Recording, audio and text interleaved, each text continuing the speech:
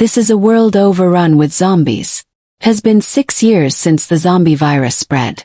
Yet, these two siblings have managed to survive all this time in a lonely mansion.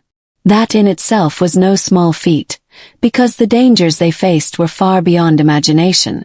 Some time ago, a young couple arrived outside the mansion in their car.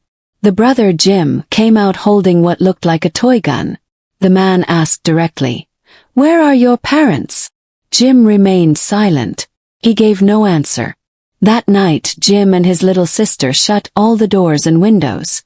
Outside, several childlike zombies stood, ready to break in at any moment. Somehow the night passed. In the morning, Jim checked the magazine of his gun. It was clear this was no toy.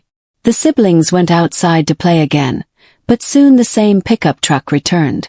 This time, the couple's attitude was much stricter.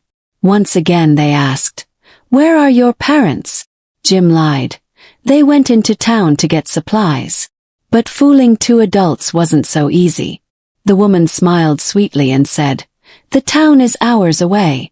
We'll wait here and keep you safe until they come back." When they saw the well-stocked pantry and working refrigerator inside the mansion, the couple decided to stay. The man Jack said he would hide the car. It seemed they were afraid of being followed. Late that night, Jim secretly listened to the couple's conversation. They clearly liked this place very much. For safety, Jim hid his little sister inside the secure room again. This habit of caution was what had kept them alive for so long. By morning, Jack was already making breakfast as if he owned the place. Calm on the outside, Jim suddenly muttered something strange. "Over before you know it." As night fell again, Jim asked an odd question. "Is it time?" His pet dog came to him, sniffed him, then nodded. Jim quickly carried his sister into the safe room and locked her inside. Downstairs, the couple remained carefree, unaware of the danger looming over them. The woman went to the bathroom, only to notice zombies lurking outside the window. She quickly turned off the lights, hoping they wouldn't see her in the dark. But just then the door creaked open. Jack sensed something was wrong. He rushed in with his pistol, only to find his girlfriend lying on the floor, bloody and lifeless. After that, the couple vanished from the story forever. Jim and his sister, however, carried on as if nothing had happened. The next morning they were out playing once again. This was surely not the first time someone had tried to intrude into their home. Meanwhile, a long-haired man trekked through the snowy forest. He noticed several traps laid in the snow and followed the trail straight to the mansion. Suddenly, a little girl appeared in front of him. Before he could react, a burning sting hit his neck. He had been injected with a tranquilizer, by none other than Jim. This was yet another survival tactic. When the man awoke, Jim was pointing a gun at him. His name was Adon, a special forces soldier searching for his wife to the north. Jim was surprised. This man seemed different. Adon didn't ask for food or medicine, only for his confiscated gun. Jim struck a deal. If Adon could restore electricity to the mansion, he would return the gun. Adon asked about Jim's parents. This time Jim did not lie. He revealed that his father, a scientist, had gone missing long ago, and his mother, a government agent, was away on a mission but would return soon. Adon then discovered that the mansion was powered by electricity generated from a treadmill. Suddenly a zombie appeared outside. Without hesitation, Adon grabbed an iron rod and killed it. But when he returned covered in blood, Jim yelled in anger.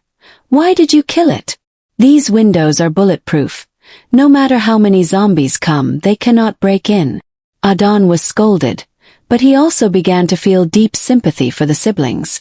That night, Adon worked the treadmill all alone to produce electricity, running until he nearly collapsed.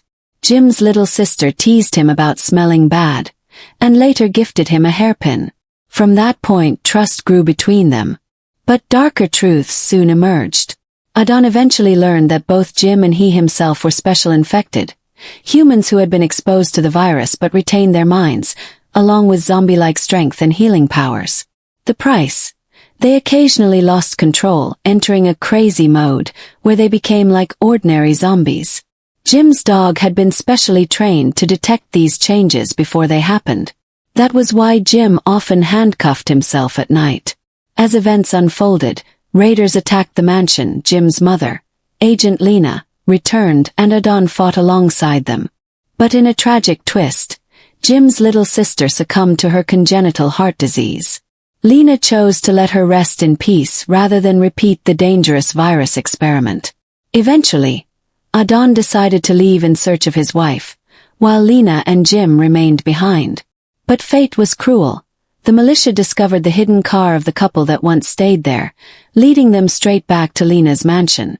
A brutal battle followed, during which Adon unleashed his uncontrollable crazy mode, slaughtering enemies but forcing Lena to flee with Jim. By morning, Adon awoke amidst the ruins of the destroyed mansion.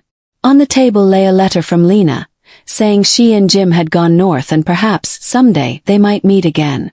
Adon smiled, picked up Jim's sister's favorite doll, and set off north himself.